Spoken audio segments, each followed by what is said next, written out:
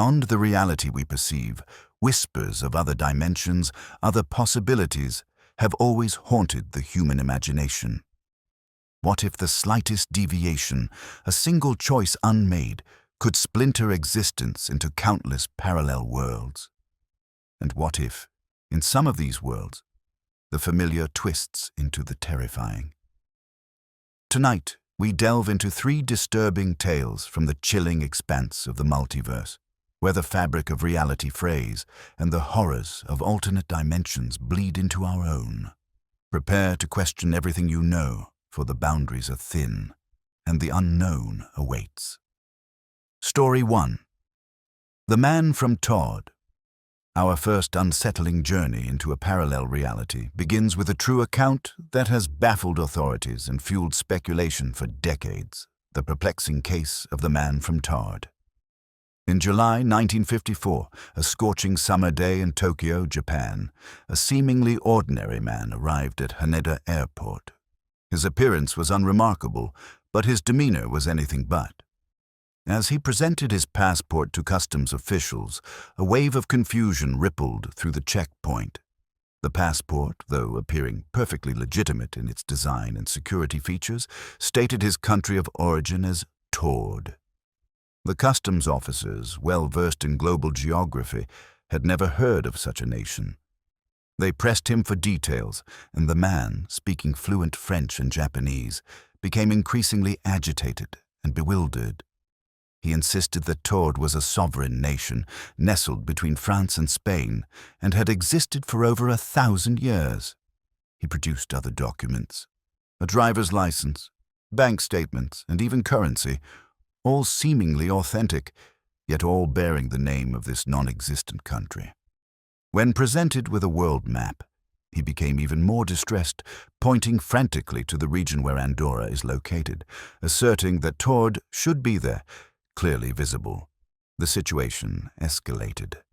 The man, whose name was never officially released but is often referred to as John Z, or the Tauridian, was taken into custody. Authorities, suspecting a sophisticated hoax or a mental delusion, decided to hold him overnight for further investigation. He was placed in a hotel room high up in a secure building, with 2 immigration officers stationed outside his door. His personal belongings, including his mysterious documents, were confiscated and locked away in a secure airport office. The next morning, the mystery deepened into outright horror. When the officers opened the hotel room door, the man from Taured was gone. Vanished. The room was empty.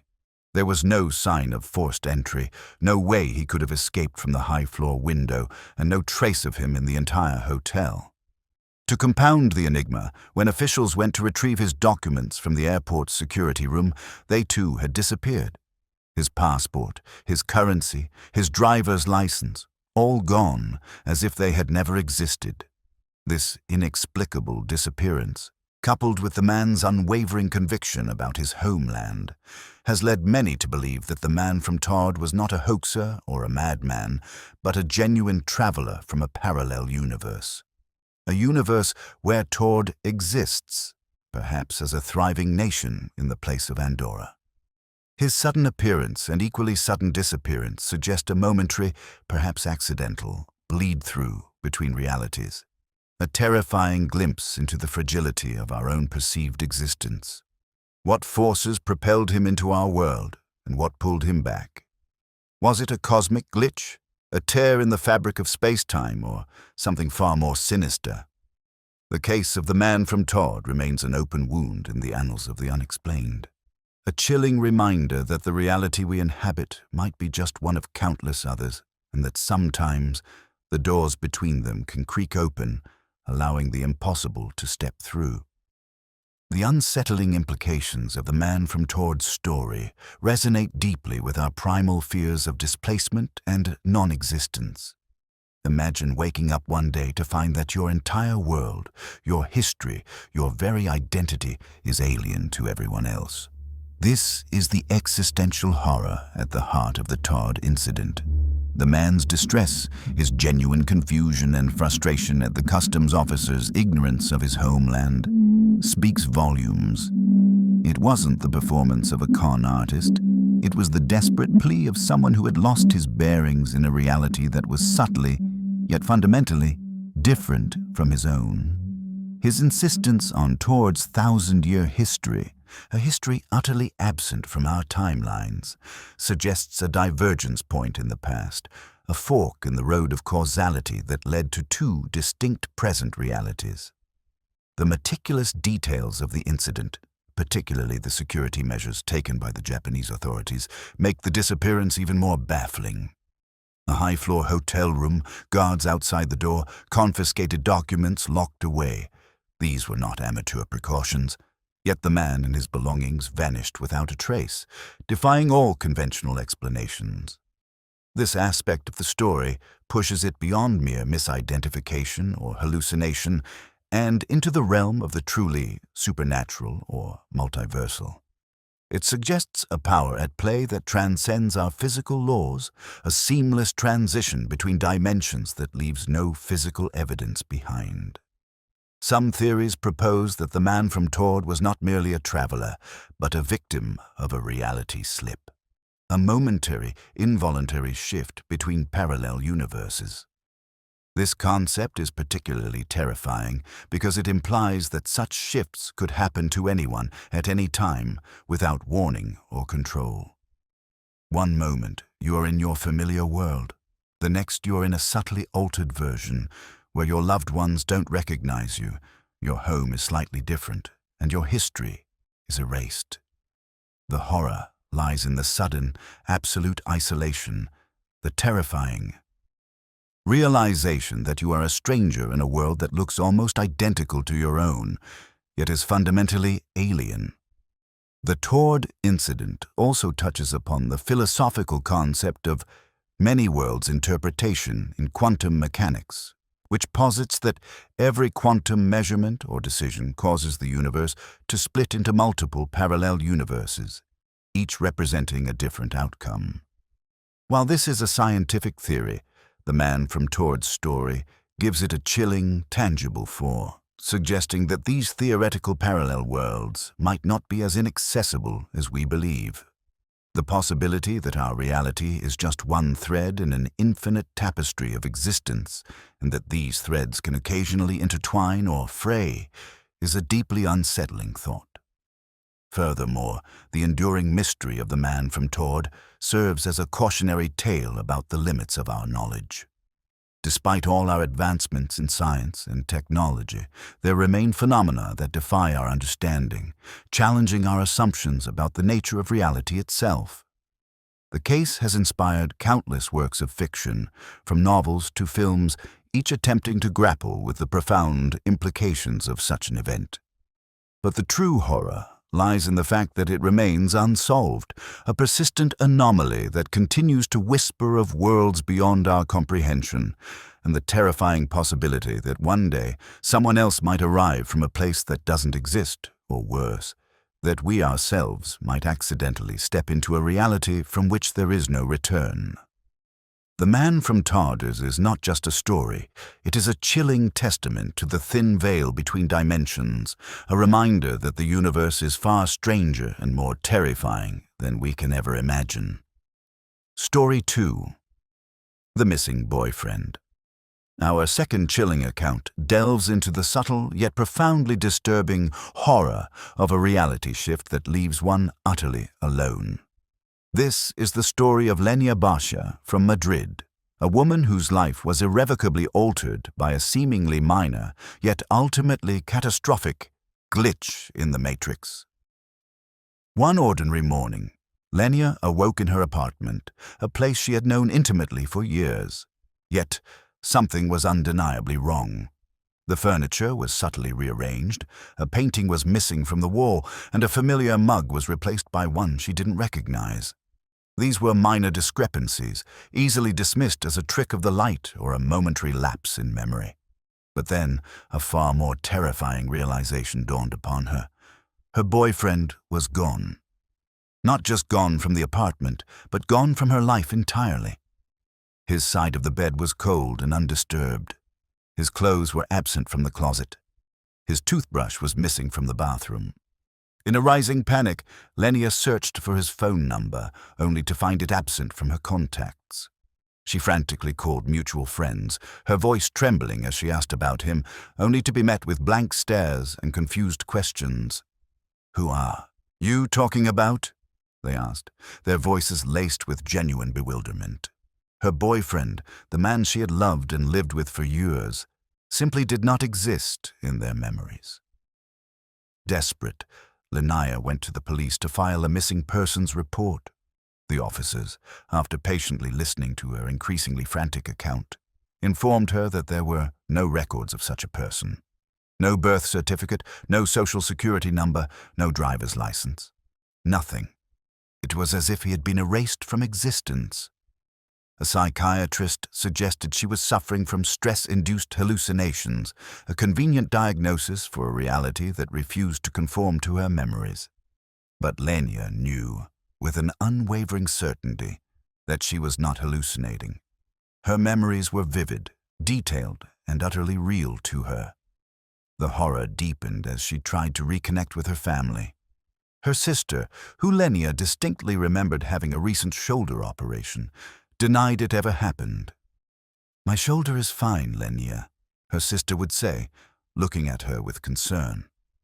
At work, she found herself in the same company, but in a different department, with colleagues she had never met. The subtle shifts accumulated, each one a hammer blow to her sanity. The world was almost identical, yet fundamentally wrong. It was her life, but not her life. Lenia's story is a chilling exploration of the psychological terror of being utterly alone in a world that has subtly changed around you. It's not the dramatic, overt horror of monsters or violent attacks, but the insidious, creeping dread of existential erasure. The people she loved, the memories she cherished, the life she had built, all were intact in her mind, yet utterly absent from the reality she now inhabited. She was a ghost in her own life, a phantom memory in a world that had moved on without her. Her experience serves as a terrifying reminder that the most profound horrors can sometimes be found not in what is added to our reality, but in what is silently, inexplicably, taken away, leaving us adrift in a universe that is both familiar and terrifyingly alien. The profound horror of Lenia Barsh's experience lies in its insidious nature. It wasn't a sudden, cataclysmic event, but a gradual, almost imperceptible shift that left her stranded in a subtly altered reality. This type of horror is often more unsettling than overt supernatural occurrences because it attacks the very foundation of our sanity, our memories and our connections to others.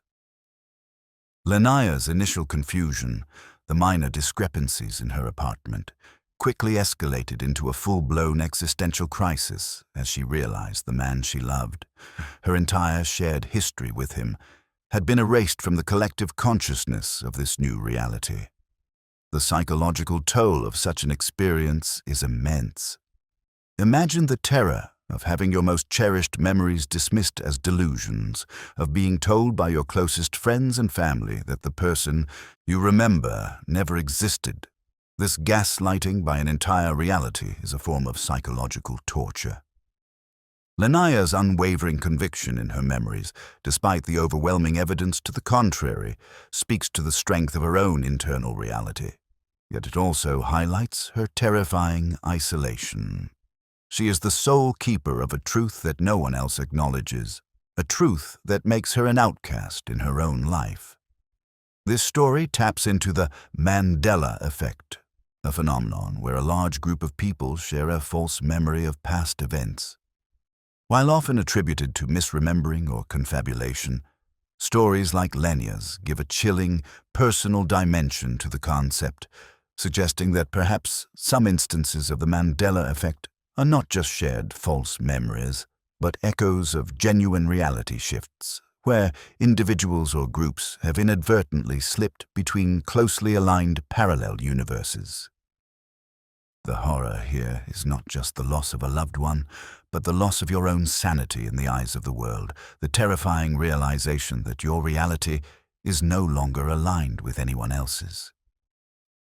The subtle nature of the changes in Lenia's apartment, a rearranged painting, a different mug, adds to the creeping dread. It's not a dramatic, fantastical shift, but a series of small, almost mundane alterations that accumulate into a profound sense of wrongness. This makes the horror more relatable and therefore more terrifying. It suggests that such a shift could happen to anyone at any time, without any grand cosmic event. One moment you're living your life, the next you're in a slightly off version of it, where everything is almost the same but the most important pieces are missing. Lenia's inability to find any official records of her boyfriend further emphasizes the completeness of his erasure from this new reality. It's not just that people don't remember him. It's as if he never existed in this timeline. This level of erasure is deeply unsettling, suggesting a fundamental alteration of history within this parallel universe. The story leaves us with a lingering question. If Lenia could slip into this reality, could others slip out? And if so, how many people around us are living in a reality that is not their original one, subtly altered and forever alone in their memories? The missing boyfriend is a chilling testament to the fragility of our perceived reality and the profound, isolating horror of being a stranger in a world that was once your own. Story 3. Carol Chase McElhaney and the Alternate Riverside. Our final tale of parallel universe horror brings us to the unsettling experience of Carol Chase McElhaney, a woman who inadvertently stumbled into a subtly distorted version of her hometown, a place both familiar and terrifyingly alien. In March 2006, Carol was driving from San Bernardino to California en route to sheepdog trials when she decided to make a detour through Riverside, a town steeped in her family's history. Her grandparents were buried in the local cemetery there, and she had fond memories of her childhood home and other family residences in the area. As she made the decision to visit Riverside, a strange phenomenon occurred. The distinct smell of cigar smoke filled her car. It was a scent she hadn't encountered in years, yet it was instantly recognizable. The very smell associated with her deceased grandfather, a man she barely remembered from her early childhood. This inexplicable sensory experience, a seemingly innocuous detail, served as an eerie prelude to the bizarre events that would soon unfold. After the sheepdog trials, Carol returned to Riverside, eager to revisit the landmarks of her past. But as she drove through the town, a creeping sense of unease began to settle over her. The familiar streets and buildings were subtly, yet profoundly, different. She drove to the cemetery, where her grandparents were buried, only to find it transformed into an overgrown, neglected patch of weeds, utterly devoid of headstones or any sign of a burial ground. It was as if the cemetery, and her grandparents' resting place, had simply ceased to exist. Her childhood home and the homes of other family members were also gone. The house numbers were correct, but the houses themselves were entirely different structures, unfamiliar and unwelcoming. The main road, once a bustling thoroughfare, was now lined with dilapidated buildings and populated by scary-looking people, their faces contorted in unsettling ways. The atmosphere was palpably darker, more oppressive. The only elements that remained consistent with her memories were the local school and college, standing as eerie beacons of familiarity in a landscape of disquieting change. Convinced she had somehow slipped into a parallel universe, Carol hastily left Riverside, shaken to her core. The experience was so vivid, so undeniably real, that it defied any rational explanation. Years later, her father passed away and was to be buried in the very same Riverside cemetery that Carol had found overgrown and abandoned. Apprehensively, she returned for the funeral. To her astonishment, the town had reverted to the Riverside she remembered from her childhood. The cemetery was meticulously maintained, her grandparents' headstones were present, and her childhood home stood exactly as she recalled it. The alternate riverside, with its unsettling inhabitants and distorted landmarks, was gone, as if it had been a fleeting nightmare. Carol Chase McElhaney's account is a terrifying testament to the fragility of our perceived reality and the chilling possibility of momentary, involuntary shifts between dimensions. It's a horror that doesn't rely on overt monsters, but on the subtle yet profound alteration of the familiar, leaving one questioning their sanity and the very fabric of their existence. The cigar smoke, the vanishing cemetery, the scary-looking people. These details paint a picture of a reality that is almost, but not quite, our own, a place where the mundane twists into the malevolent, and the comfort of home can become a source of profound dread. Her story leaves us with the unsettling thought: how many times have we, too, unknowingly brushed against a parallel world, and what horrors might lie just beyond the thin veil of our own reality? The unsettling nature of Carol Chase McElhaney's experience lies in its profound violation of the familiar. Unlike dramatic, fantastical shifts, her encounter with the alternate riverside was characterized by subtle yet deeply disturbing discrepancies. This type of horror is particularly potent because it preys on our innate need for stability and predictability in our environment. When the very streets and buildings of your hometown become alien, it creates a profound sense of disorientation and existential dread. The cigar smoke, a seemingly minor detail, serves as a chilling premonition, a sensory bleed-through from the reality she was about to encounter, hinting at the thinness of the veil between worlds. The transformation of the cemetery is perhaps the most poignant and terrifying aspect of her experience.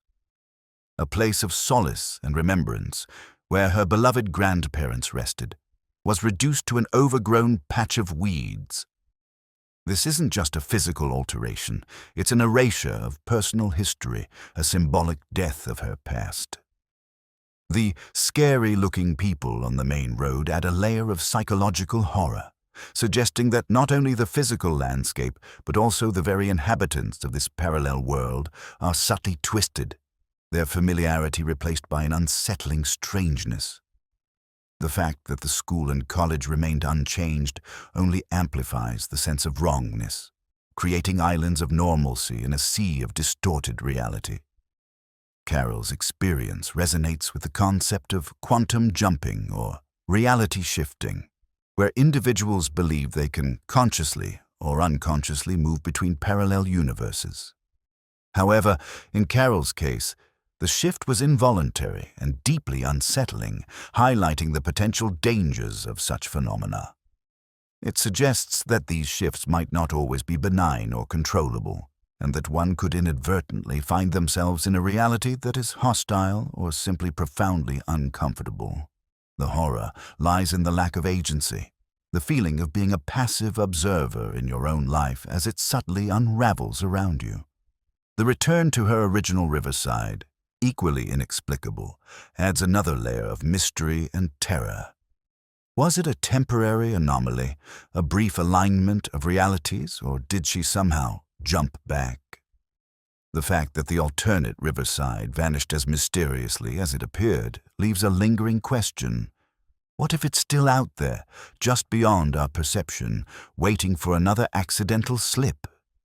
This uncertainty is a powerful source of dread, suggesting that the fabric of reality is not as stable as we assume, and that the world we inhabit might be just one of many, constantly shifting and overlapping. Carol Chase McElhaney's story is a chilling reminder that the most terrifying horrors are often those that blur the lines between the mundane and the extraordinary. It forces us to question the solidity of our own existence, the reliability of our memories, and the very nature of the universe. The alternate riverside is not a place of overt monsters, but a place where the familiar becomes alien, where comfort turns to dread, and where the subtle shifts in reality can lead to a profound and isolating terror. It is a story that continues to haunt, whispering of parallel worlds just out of sight, waiting for us to take a wrong turn and step into the nightmare.